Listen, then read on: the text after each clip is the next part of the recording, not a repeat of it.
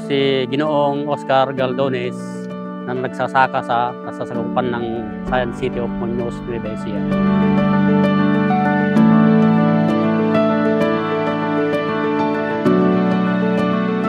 Ako po ay nagsimulang magsaka sa dahilang hindi po ako nakapagtapos ng aking pag-aaral.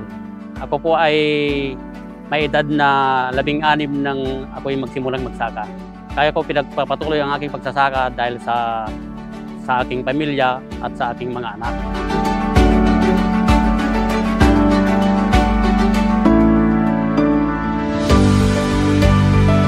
Marami na po akong nasubukang mga variety na hybrid, pero ang EC8433 ang nagpaganda sa akin ng ani.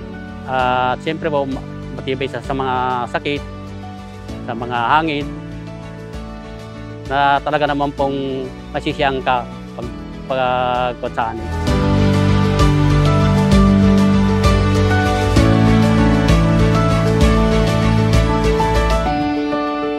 Akin pong pinapaalam sa mga kapwa ko magsasaka na subukan nila ang R-Rice ng Bayer, at palagi ko pong sinasabi sa kanila na ito ay maganda at dekalidad at matibay sa mga anumang uri ng sakit. Kaya inihikayat ko po sila na tangkilikin ang product ng Bayer.